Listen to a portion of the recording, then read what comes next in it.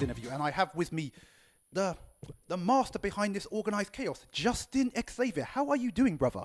Not too bad, thanks, and thanks for spending some time with me, I guess. Anyway, let's get these fired away. So, do you know what the final number of people who have signed up or are expected to turn up is? We reached just over 130 online sign-ups, and I know we hit about 160 in terms of people that came and signed up on entered on the day for casuals. I ain't sure yet, but we're looking at just under 200 players. 200 people, yeah, with over 150 players. So, my God, that would make this the biggest event in the UK thus far. Really? Well, this year.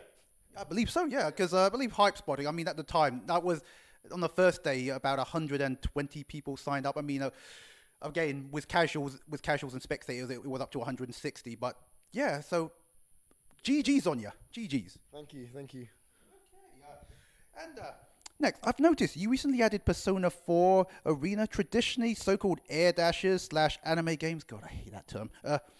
Have only really gathered a following in London. What prompted this decision to add it? We were asked to do another event, and we thought we'd try it out. And it seemed like a pretty interesting game. A lot of people seemed like they really enjoyed it.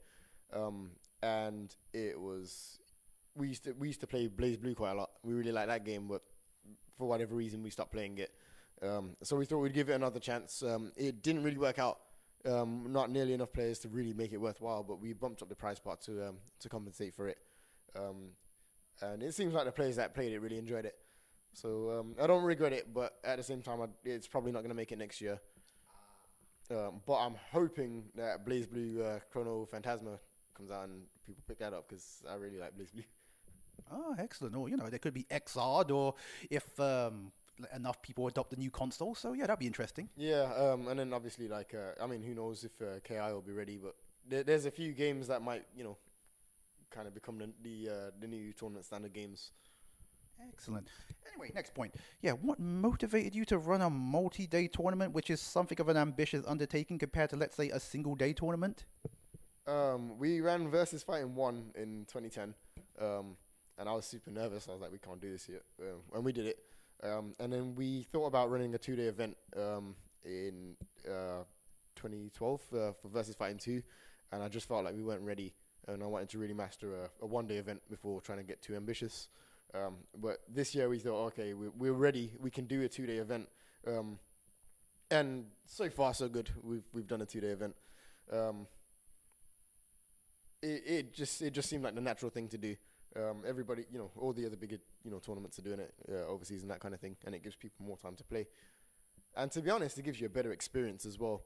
When you come down and you book a hotel and you spend the time there and you meet all the people and whatever, you go back with a story rather than showing up for a tournament, playing for 1 till 5 or whatever and going home.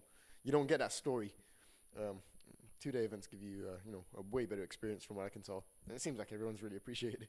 Oh, excellent. No, for sure. Yeah, for sure. Because, you just wake up fresh and you're ready to start. So, yeah. What we did do, which I'm not sure we'll do next time, but I know people did appreciate it, is we ran most games over 1 day anyway. So, Tekken, ST, and Persona were just on Saturday. Marvel and Injustice are just on Sunday. Street Fighter crossed over. So, we'll see if we kind of adopt that model more frequently, or if we kind of move towards, having everything spread over 2 days. Well, a lot of tournaments are doing that now. Evo did it, so I'm pretty sure. Yeah, it's a done thing if you're doing multiple games now. Yeah. Well, hopefully we'll kind of find a balance. Excellent. What's best? Yeah. So I got to ask, what got you into becoming a TO? Surely it's a pain in the ass, isn't it? Because you're a player, isn't it? Surely you just want to play games and stuff like that. Being a TO is the worst job ever. I was gonna say it's a thankless job. It's not. I've never had so many people, thank me for, and the team for putting on the event. But we don't do it for that. I wanted to be a player. There was nowhere in Birmingham to play in. I kind of organically became a tournament organizer to make sure that I could keep the scene alive and make sure I had something to play. It was all out of my own selfish desire, and look where I've ended up. But at the same time, someone's got to do it, and I'm hoping that, especially over the next few years, we'll really get the quality up on, a bunch of really good tournaments all over the country. And then I can focus on running one pretty big event a year, but traveling to a bunch of other ones. And if the other tournament organizers want to do the same, then we'll all get to play. So that would be cool. All right. We're moving towards that as well. So we got Hype Spy and we got T-Sport. We got a bunch of tournaments that I'm looking forward to going to this year. Excellent. That's shoes in nicely to our next point. How important do you think it is to support our local UK events, given many of our UK players are now looking abroad now for their FGC events? If you don't support the local area, you're not going to be able to play on an international standard, I don't believe. Eventually, everything will die down. You'll realize there's nowhere to go. It's absolutely crucial that you support the local events, first and foremost, I think. Especially the slightly bigger ones, like ourselves, like High Spartan. Because that's an opportunity for us to showcase what we do. It's great that we can go out to France or go to Evo or whatever else. But we need to show that we can do it in our hometown as well. Otherwise, no one's going to come to us. Excellent. And so, any future plans to run another versus fighting tournament? And when should we expect that then?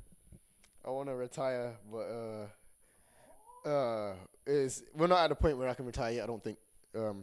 So maybe after the next kind of big event. Yeah, we will be doing versus fighting 4. I've got massive hopes for it.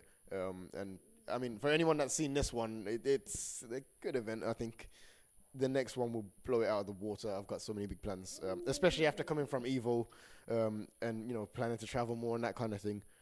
I think me and the rest of the team at Dojo, we've managed to kind of get the formula together for getting it right. I hope something doesn't go wrong today. Yeah, we're pretty experienced now.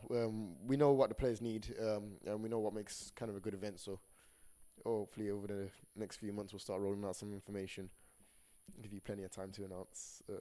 Give us plenty of time to book and whatever, and it'll be a good event. Excellent. Right, before I let you go, in the past, I've not been kind to your local station, New Street. I'm actually pleased to inform it no longer sucks. I'm impressed. So next time I do a show, because you might have noticed every time I have Birmingham, it's always a mention of New Street Station. The next title shall be New Street Station no longer sucks. New Street Station is kind of awesome now. They completely they fixed it. They fixed the problems.